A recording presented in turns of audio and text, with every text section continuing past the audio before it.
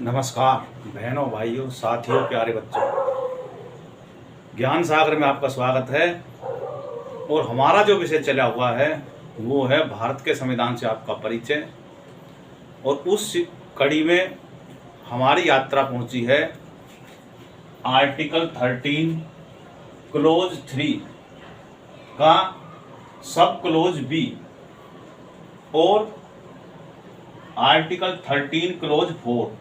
इन दोनों को हम आपको समझाएंगे और इनसे आपका परिचय कराएंगे। Article close 13 close 3, in this article unless the contest otherwise require, जब तक कि संदर्भित ना हो इसके अलावा। क्लोज बी में क्या बताया गया है? इससे पहले क्लोज में हमने बताया था लॉ क्या है, अब इसमें है लॉ इन फोर्स। उसको डिफाइन करेंगे।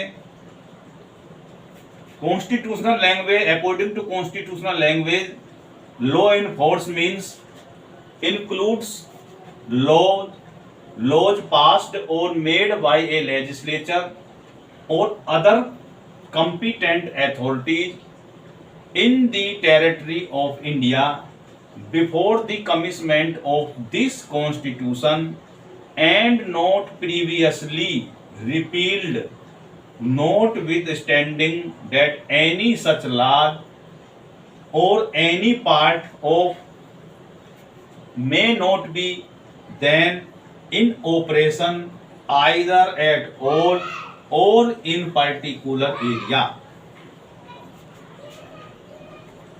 And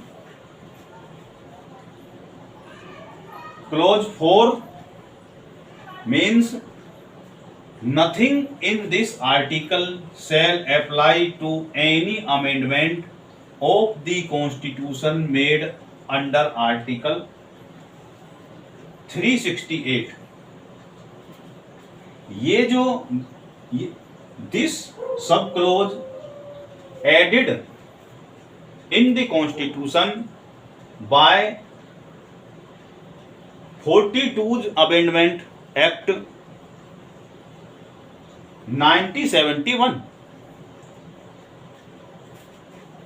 इस आर्टिकल के सब क्लोज 4 को 1971 के 42वें संविधान संशोधन द्वारा जोड़ा गया था कि इस आर्टिकल में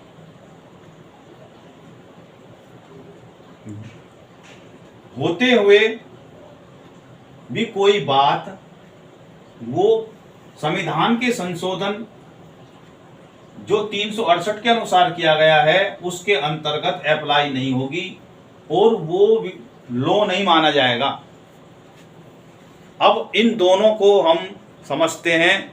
सबसे पहले आता है लॉ इन फोर्स।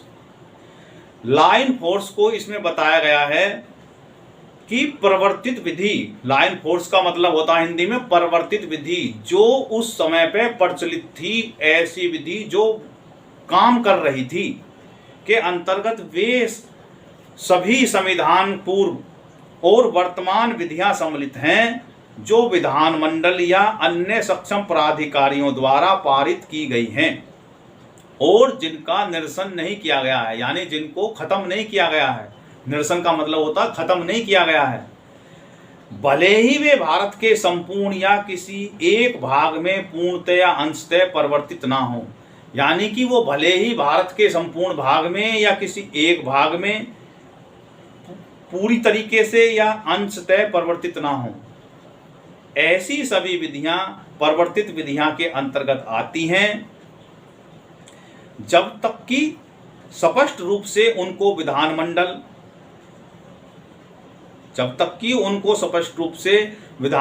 परिवर्तित होने से न रोक दिया गया हो। वर्तमान विधि पदावली का बड़ा विस्तृत मतलब है।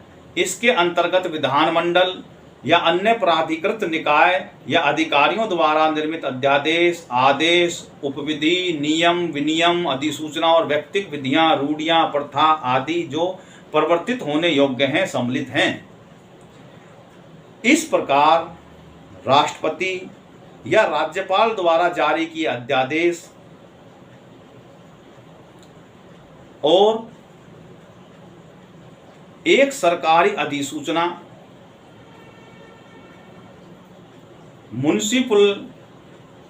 म्युनिसिपल निकाय द्वारा एक उपनियम रेगुलेशन कोई आदि प्रवर्तित विधि के उदाहरण हैं।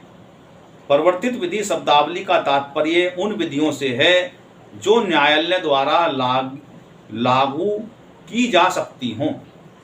यानी कि जो प्रचलित विधि हैं, प्रवर्तित विधि हैं, लॉ इन फोर्स का मतलब वो होता है कि जो संविधान निर्माण होने से पहले या वर्तमान में कोई भी कानून, कोई भी लॉ जो किसी विधानमंडल द्वारा या किसी सक्षम प्राधिकारी द्वारा निर्मित किया गया है और जो भारत के संपूर्ण भाग में या उसके किसी छोटे अंश में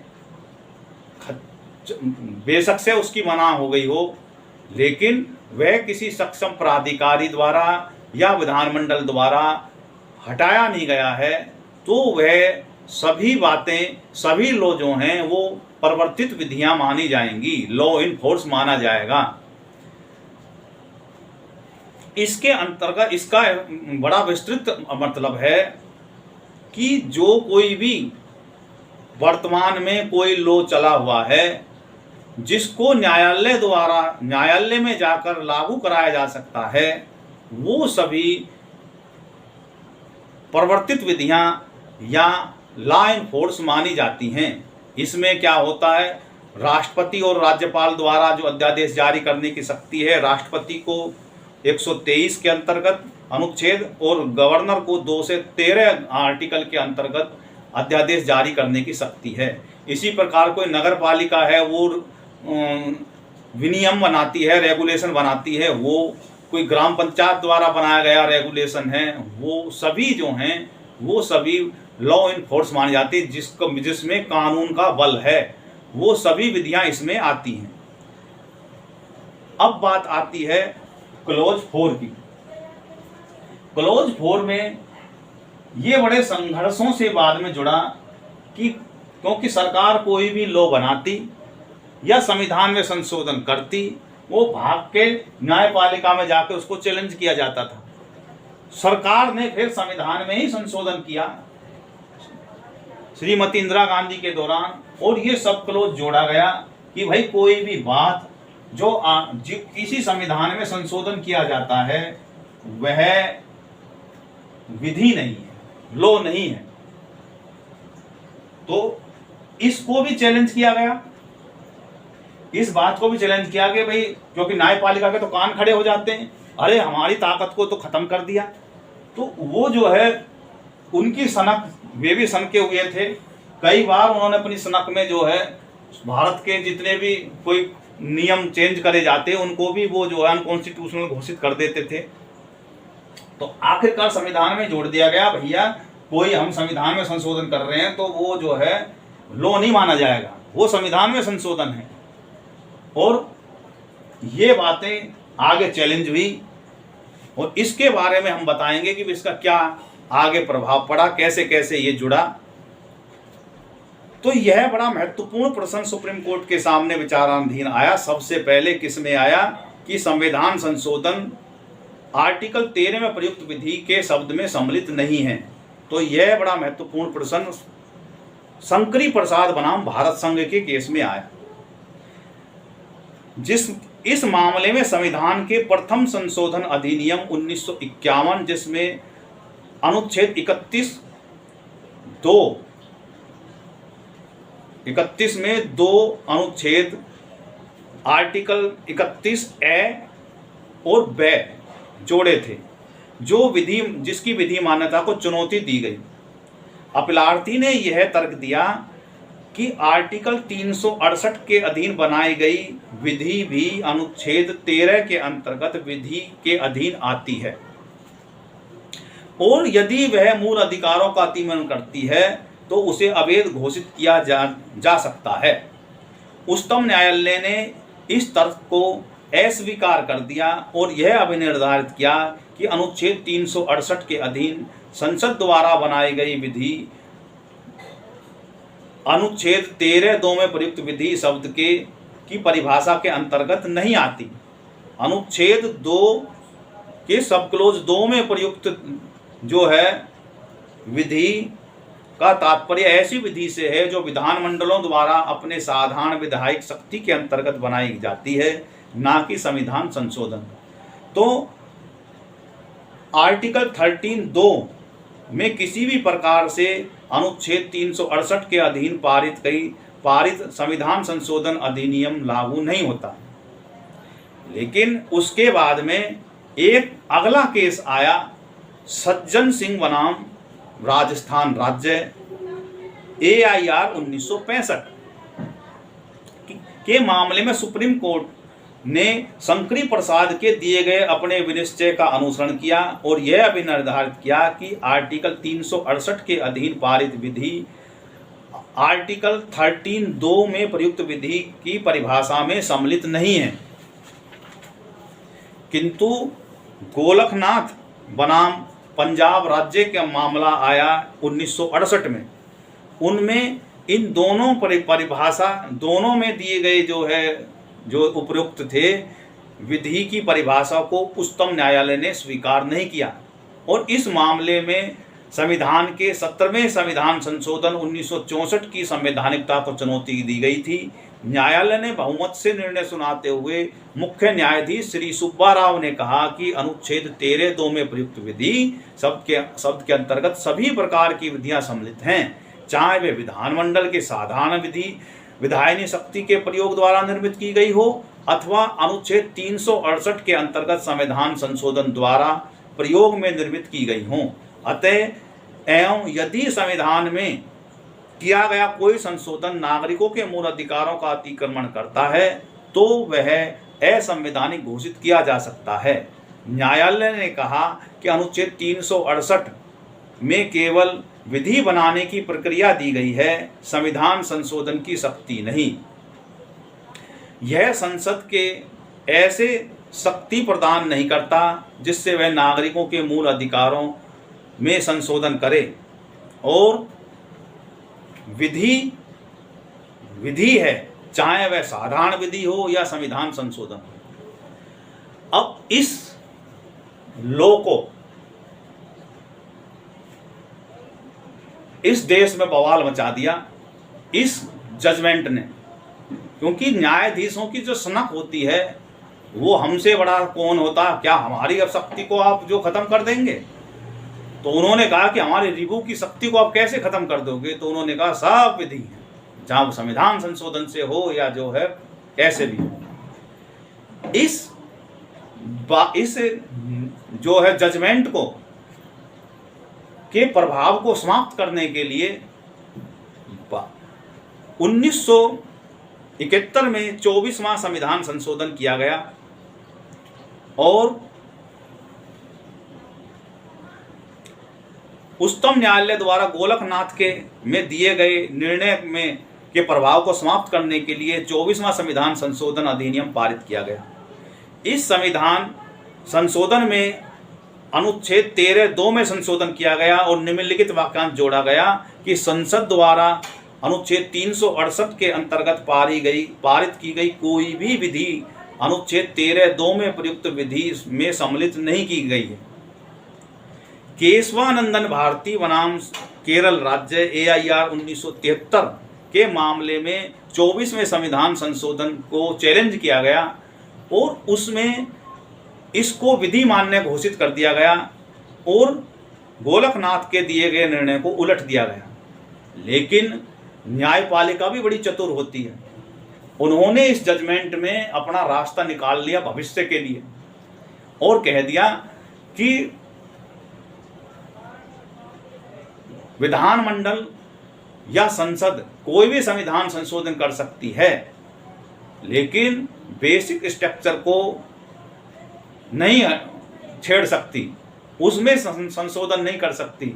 अगर उसमें संशोधन कर दिया गया तो वो जो है असंवैधानिक मान लिया जाएगा। अब बताओ, जब वो संविधान में संशोधन कर सकते हैं, यहाँ तक भी कह दिया एक फैसले में कि वो चाहे तो सारे संविधान को बदल दें। और जब सारा ही संविधान बना जाएगा तो बेसिक स्ट्रक्चर ही कहाँ जाएगा। लेकिन क्यों?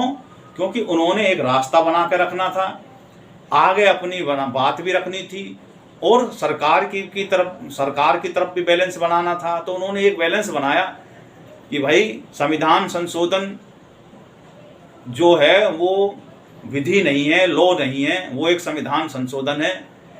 और अगर वो संविधान संशोधन के द्वारा संविधान में कोई परिवर्तन किया जाता है तो संविधान के मूल ढांचे को नहीं खराब किया जा सकता। ऐसा करना असंवैधानिक माना जाएगा। ये उन्होंने अपने बात उसमें जोड़ दी और आगे ऊपरा जजमेंट सुना दिया। इस मामले में ये आज तक जो है पलटा नहीं गया है, ये अटल केस है। इसके बाद में आगे और केस आए, उसमें इनको और जोड़ा गया कि भाई कौन कौन से भाग जो हैं संविधान के बेसिक स्ट्रक्चर हैं। ये जो है फैक्ट के अनुसार, तथ्य के अनुसार आगे उनको बढ़ाते गए। आज तक इनकी भी कोई सटीक परिभाषा, कोई लिस्ट नहीं बनाई गई कौन कौन सी चीज़ें संविधान का बेसिक स्ट्रक्चर है। तो इस वीडियो में हमने बताया कि जो है इसके बाद, इस संशोधन के बाद जो है जाके मामला खत्म हुआ कि कौन कौन सी बातें लॉ नहीं हैं, और संविधान का संशोधन करने के जो है सरकार को जो है एक राहत मिली कि भाई संविधान में संशोधन किया जा सकता है। और वो जो है उसमें कोई बात, संविधान में कोई संशोधन के जरिए से कोई बात जो है इधर से उधर करी जा रही है तो उसमें आप जो बार बार इसका भी रिव्यू करेंगे, वो करेंगे, वो भाई जो है उसमें से तो राहत मिले। तो तब से जो है आज तक ये मामला है कि संविधान का संशोधन वो लॉ नहीं है। तो इस वीडियो में हमने आपको बताया कि लॉ इन फोर्स क्या है। ऐसे सभी कानून जो ये अब तक बल रखते हैं, जिनको ख़त्म नहीं किया गया है, वो सभी परिवर्तित लॉ माने जाते हैं, चाहे वो संविधान संशोधन से पहले हों या अब हों। क्योंकि भारत में तो अधिकतर विधियां अब जाके जो है केंद्र सरकार, अब जो मोदी सरकार चलेगी, इन्होंने अंग्रेजों से पहले के बने हुए कानून को ख़त्म करा है। और बहुत से चले हुए थे, आज भी बहुत से बचे हुए हैं जो संविधान निर्माण से पहले के थे। तो वे सभी परिवर्तित विधियां हैं जब तक उनको रिपील ना कर दिया जाए। तो इस प्रकार उन ऐसे कोई भी लॉ जिनको न्यायालय में जाके परिवर्तित किया जाया जा सके, लागू कराया जा सके, वो परिवर्तित विधियां हैं, प्रचलित विधि हैं, लॉ इन फोर्स है। और भारत के सरकार द्वारा, संसद द्वारा कोई संविधान में संशोधन किया जा रहा है तो वह आर्टिकल 13(2) के अंतर्गत लॉ में शामिल नहीं होता। इस वीडियो में इतना ही। आगे हम जो है समानता का अधिकार आर्टिकल 14 जो है वो शुरू करेंगे, उसको हम समझाएंगे। वो भी बड़ा लंबा विषय है। इस वीडियो में इतना ही। भारत माता की जय। जय हिंद, जय भारत।